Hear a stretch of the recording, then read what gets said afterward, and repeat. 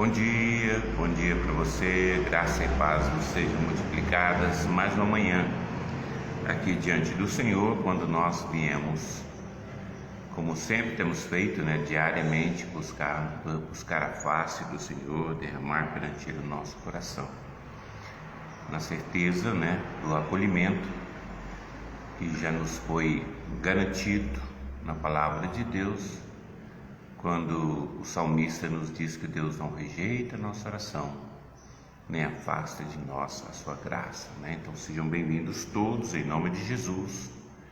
Conte com o nosso carinho, com o carinho da nossa oração diária, e some-se a nós no dia a dia para buscarmos juntos a face do Senhor. É só você estar conosco e usando o link, divulgar aí nas suas redes sociais, convidando as pessoas a estar conosco. Isso faz toda a diferença.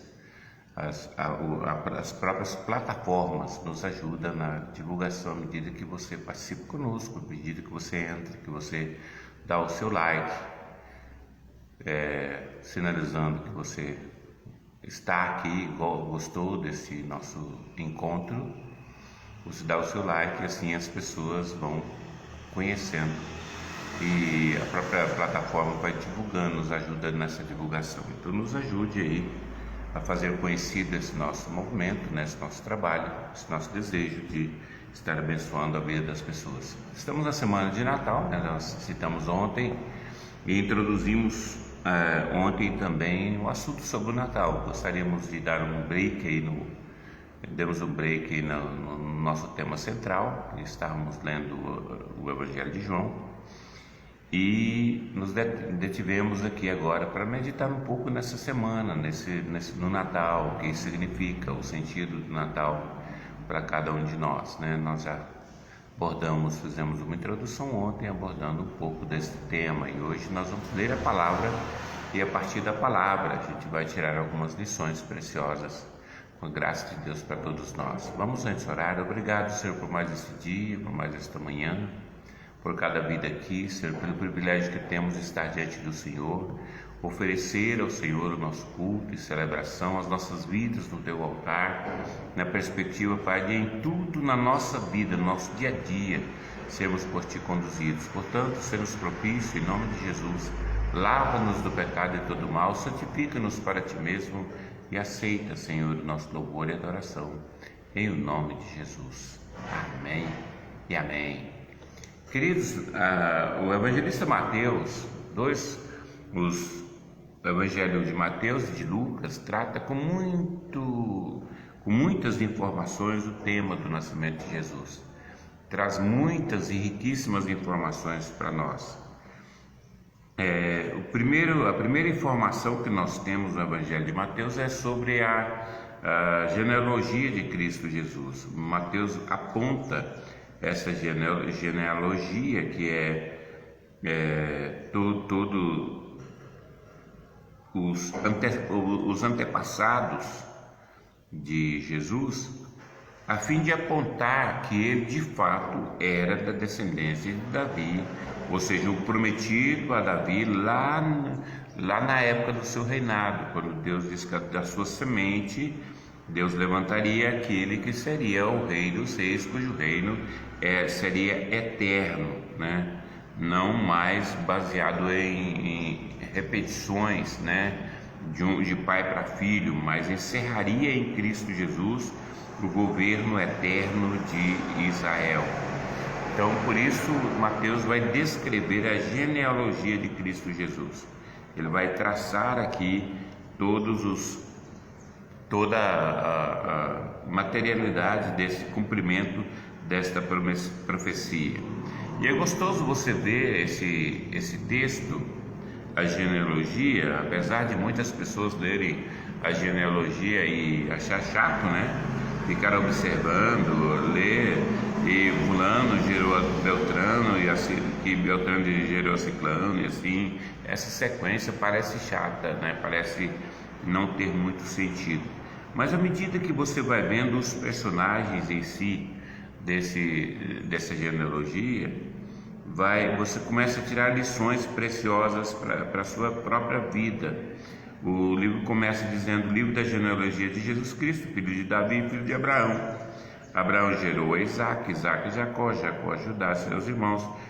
Judá gerou de Tamar a Perez e Zerá. Perez gerou a Esrom, Esrom a Arão. Arão gerou a Aminadab, Aminadab a Naasson, Naasson a Salmão. Salmão gerou de Raabe a Boaz. Esse de Ruth gerou Obed, Obed gerou Jessé. Você vai vendo essa leitura, e à medida que você analisa cada um desses personagens, você fica quebrantado ao entender, ao começar a entender o caminho de Deus na história. Há um ditado popular que diz que Deus escreve por linhas tortas, né? Deus escreve certo por linhas tortas. Não, queridos. Deus não escreve certo por linhas tortas. E Ele tem um caminho. O caminho de Deus não é o caminho do homem.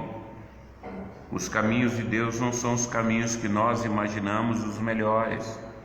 Os caminhos de Deus às vezes passam por situações de adversidade. Os caminhos de Deus para cumprir o seu propósito, em várias situações se mostram aparentemente, ao olhar do homem, não é o melhor caminho. Se os homens pudessem escolher ou pudessem analisar a vinda do Filho do Homem, eles fariam todo um quadro, pintariam todo um quadro glorioso. Mas o Filho do Homem veio de forma tão singela, tão simples, que o homem não aceitou, o ser humano não aceitou a Cristo Jesus, dada a sua simplicidade. Primeiro, ele nasce em Belém da Judéia. Apesar de toda a promessa de Deus, Belém da Judéia era um vilarejo insignificante naqueles dias. Jesus nasce em Belém.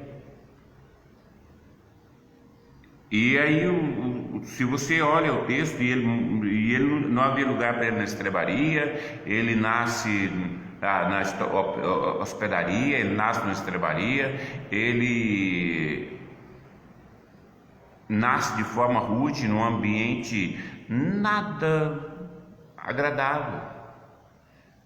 Vive uma vida extremamente singela como carpinteiro. O que era um carpinteiro? Não, queridos, carpinteiro continua sendo uma profissão rude. E daí começa todo o seu ministério, na simplicidade, na singeleza de um ser à margem de uma sociedade glamurosa. Não havia isso no ministério de Cristo Jesus. Aí você vai para a genealogia, de fato era assim.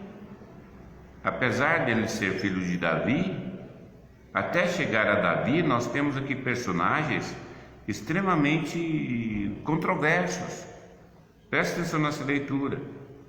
Judá gerou de Tamar, versículo 3 de Mateus. Judá gerou de Tamar a Perez e a Zerá. Quem era Tamar? Quem era Judá? Judá era um dos patriarcas de Israel, filho de Jacó. Tamar, queridos, foi um caso de um incesto profundo, porque ela era nora de Judá. Ela era nora de Judá, jamais poderia acontecer isso. Mas Judá agiu mal contra Tamar. Ela acabou sendo obrigada, para não ficar no desamparo, a disfarçar-se como prostituta e acabou com isso tendo um filho com o próprio sogro. Isso foi um momento constrangedor. Ela foi constrangida a isso, o próprio Judá foi constrangido depois. Houve todo um processo de tapeação para que Tamar gerasse a Perez. Aí você vai seguindo na leitura desse texto, e aí o texto diz: Perez gerou Esrom, Esrom a Arão, Arão gerou Aminadab, Aminadab a Naasson, Naasson a Salmão, Salmão gerou de Raabe a Boaz. Queridos, quem era Raabe? Raabe era uma prostituta. prostituta de Jericó. Era uma prostituta em Jericó, mas que deu acolhimento, acolhimento aos espias de Josué. E tendo dado acolhimento aos espias de Josué, ela acabou sendo salva, conhecendo o Deus de Israel. E conhecendo o Deus de Israel, abraçando a fé, abraçando o Deus de Israel, Deus lhe deu o privilégio de se tornar povo de Deus, mas ela era de Jericó, era gentia, não era judia, não tinha nada a ver com o povo de Deus, mas foi salva pela graça de Deus. Segue aí a leitura e você vai ver outras coisas tremendas. Continuando aqui, Salmão gerou de Raabe a Boaz, esse de Ruth gerou a Obed, e Obed gerou a Jessé. Outro caso de uma gentia no meio. Ruth era moabita. Os moabitas não tinham acesso, foram-lhes vedado o acesso ao povo de Deus. Foi-lhes vedado o acesso ao povo de Deus, mas de repente essa mulher, ela encontra afago no meio do povo de Deus, tornando-se nora de Noemi. E aí nesse processo todo, o seu esposo morre. Ela acompanha a sogra de volta. Eles estavam lá em Moabe, acompanha a sogra de volta e vem e se torna povo de Deus. Ela disse à sua sogra: o teu povo é o meu povo, o teu Deus é o meu Deus, essa é a minha escolha. E diante dessa escolha, ela acaba vindo para Israel, e ali ela é resgatada por Boaz. Você lê isso na história de Ruth, livro de Ruth. Ela encontra como resgatadora Boaz, que lhe dá um filho, e esse filho se torna o avô de Davi. Então você olha toda a linhagem e percebe como Jesus não veio de uma linhagem sangue puro. Olha o caminho de Deus. Ele não poderia jamais dizer: olha, eu tenho sangue azul. Não. Jesus veio de uma linhagem comum de homens e mulheres que erraram e que consertaram, que erraram de novo, que alcançaram graça de Deus, perdão de Deus, dessa linhagem de caminhos tortuosos. Se fosse uma linhagem real, todo mundo certinho, você diria: que coisa mais extraordinária. Mas o extraordinário aqui é exatamente os caminhos tortuosos da descendência de Jesus, mas que vem e cumpre o propósito de Deus, caminhos estranhos de Deus para a salvação do ser humano. Os filhos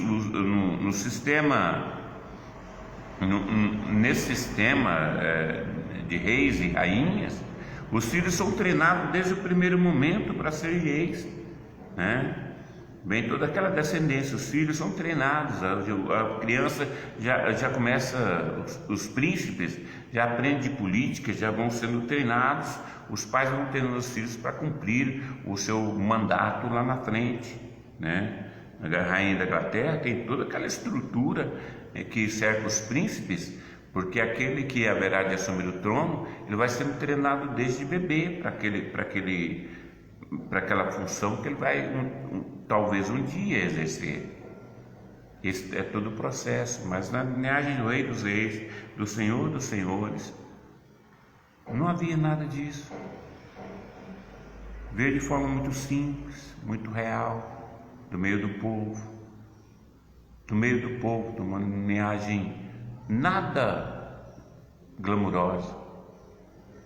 Nosso Jesus nasceu num ambiente extremamente simples.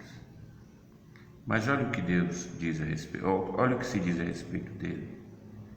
Quando Maria está grávida, ela dará à luz um filho,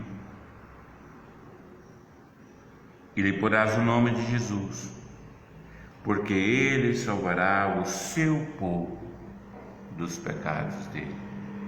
Dessa linhagem nada orgânica, nada glamurosa, vem o Filho de Deus de forma pequena, humilde,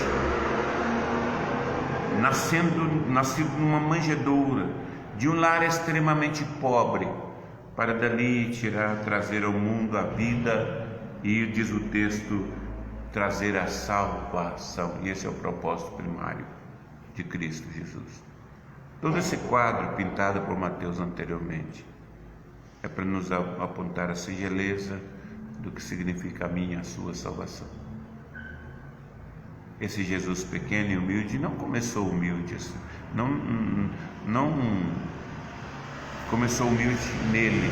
A humildade vinha desde a antiguidade, a simplicidade vinha desde a antiguidade. A relação de pequenez, de humildade, veio desde a antiguidade, para todo um processo mostrado por Mateus, até culminar com a redenção em Cristo Jesus, a salvação oferecida de um berço de palha. Veio a nossa salvação, de um berço de palha, e o nosso resgate. Não foi de cima para baixo, não foi do grande para o pequeno, não, queridos, veio de baixo para cima. Deus agindo de forma aparentemente pequena, mas fazendo resplandecer progressivamente a sua glória, trazendo salvação a todo aquele que nele crê. E ele diz, e eu acho gostoso esse texto quando ele diz: eles terão o nome de Jesus, pois ele salvará o seu povo dos pecados dele. Quem é esse povo de Deus? Você, eu e você. Eu e você que olhamos para nós mesmos e reconhecemos que dependemos da graça de Deus, dependemos das misericórdias de Deus, do carinho de Deus, da provisão de Deus no dia a dia. É a esse povo que é dada a graça de conhecer a salvação que ele foi proporcionado, foi realizada na cruz do Calvário. O povo de Deus, ele salvará o seu povo dos pecados dele. Você que olha para si mesmo e diz: de fato, eu sou pecador e careço de Jesus. À medida que você olha para você e diz: eu careço, eu preciso sim, você encontrou a fonte da vida, a fonte da salvação, da sua salvação, na pessoa bendita de Cristo Jesus, que não veio de berço de ouro ou de berço ou teve sangue azul. Ele é um homem comum dentre todos os homens. Entretanto, o Rei dos Reis, Senhor dos Senhores, o Senhor da vida, o Pai da eternidade, o Príncipe da paz, maravilhoso conselheiro, aquele que dá acolhimento ao mais vil pecador, é transformado. Você se olha e se vê não merecedor da graça de Deus, você encontrou o caminho da vida, pois graça é graça, que é de graça, para todo aquele que nele crê, todo aquele que humildemente se lança aos pés do Senhor, dizendo: Senhor, eis-me aqui, socorre, ministra na minha vida, eu preciso da tua salvação. A salvação te alcançou, em nome de Jesus. Queridos, Deus abençoe seu coração, fortaleça sua vida. Nós continuaremos tratando desse assunto a partir de amanhã. Todos os dias estamos aqui nesse horário, então convido você a nosso momento de oração, em nome de Jesus. Senhor nosso Deus, nosso Pai, nós te bendizemos, ó Pai amado, pelo teu amor para conosco. Te bendizemos pelo carinho com o qual nos tens tratado. Nós te bendizemos por esse conhecimento da tua palavra, Pai, que nos permite viajar na história e perceber, ó Pai, que o Senhor entende a história humana, cheia de reveses, mas em meio, Senhor, aos reveses desta vida, escolheu o Senhor nos trazer salvação e vida eterna na pessoa bendita do teu Filho, Cristo Jesus.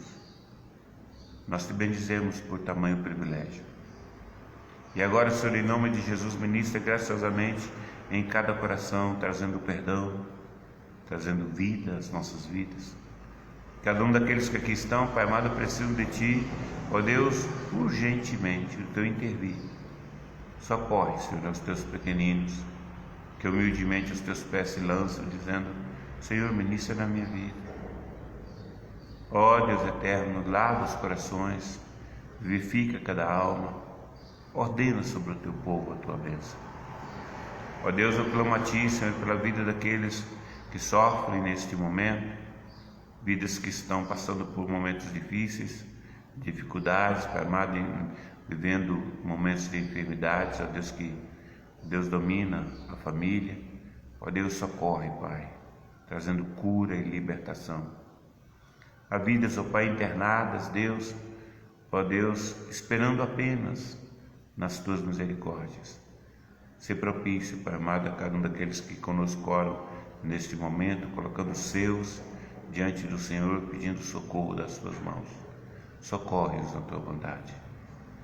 Ó Deus, estenda a Tua mão, Senhor amado, para aqueles que têm tido perdas profundas, Pai, em nome de Jesus, confortando e consolando os corações. Ordena, Senhor, sobre cada um dos Teus filhos a Tua bênção. Levanta, Senhor, ao abatido. Fortalece, Pai amado, ao enfraquecido. Ó Deus, dá nova vida, Senhor, a quantos, ó Deus, em Ti espera e se lança aos Teus pés, pedindo o Teu socorro, Pai, em nome de Jesus. Olha para a Tua igreja, bendito o rebanho Teu, fortalece, anima, Senhor, dispõe, ó Pai, de cada vida nas Tuas mãos, ó Pai, animando os corações a permanecerem firmes, fiéis e inabaláveis na causa do Senhor, ó Pai, nesses tempos de dificuldade, em nome de Jesus. Eu oro, Pai amado, pela nossa pátria, nosso presidente. Deus eterno, ser propício, tem misericórdia de nós.